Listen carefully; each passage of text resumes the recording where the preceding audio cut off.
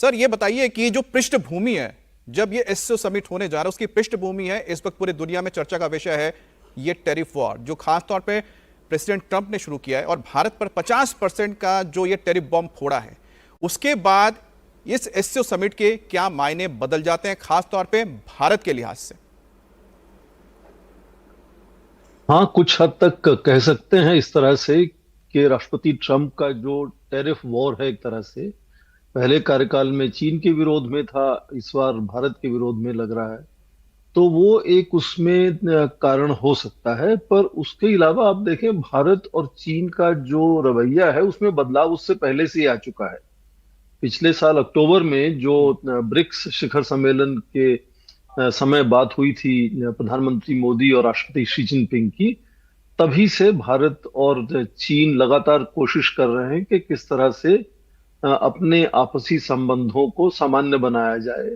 और उसके साथ यहाँ अपने शंघाई सहयोग संगठन की बात की। मुझे लगता है उसमें शायद राष्ट्रपति ट्रंप के जो रवैया है उसको लेकर ज्यादा बड़ा कारण है, उसकी जो ऊर्जा वापस आपको सामने नजर आती है। जी। महामारी के चलते और उसके बाद भी शंघाई सहयोग संगठन कुछ ठंडे बस्ते में जाता हुआ लगा था। आपको याद होगा कि 2023 में भारत ने मेजबानी की थी शंघाई सहयोग संगठन की, और उस वक्त भारत का पूरा ध्यान G20 जो और बड़ा शिखर सम्मेलन था उस तरफ थी। जी। तो ये शंघाई सहयोग संगठन का शिखर सम्मेलन करीब 2 घंटे केवल ऑनलाइन तक सीमित रह गया था। और पिछले साल पाकिस्तान को मेजबानी करनी थी तो पाकिस्तान भी नहीं कर पाया ठीक से। जो council of heads of government होती है उनकी जो मीटिंग हुई वो तो इस्लामाबाद में हुई, आपको याद होगा जयशंकर भारत जी। के विदेश मंत्री गए थे।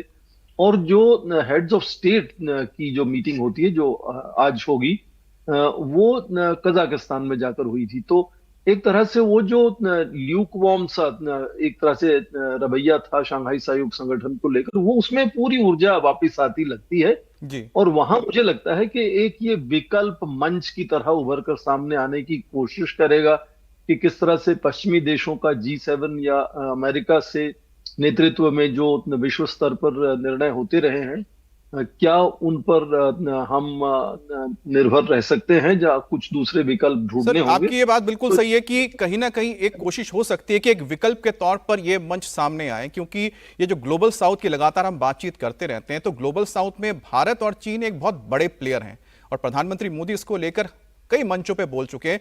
लेकिन बहरहाल हम एक बार फिर से लौटते हैं, इस जो टैरिफ वॉर को लेकर बातचीत हो रही है, राकेश कुमार जी, प्रोफेसर जी, सर ये बताइए कि इसमें चीन जो है, चीन इस मंच का इस्तेमाल कैसे कर सकता है? क्योंकि अब टैरिफ भारत पे 50% लगा है, लेकिन अगर हम याद करें कि 145% तो चीन पर लगा था, फिर चीन ने 125% लगा दिया, फिर उसके बाद जाके फिर से वो 30% लगाया, अब चीन ने अमेरिका पर 10% टैरिफ लगा के रखा हुआ है।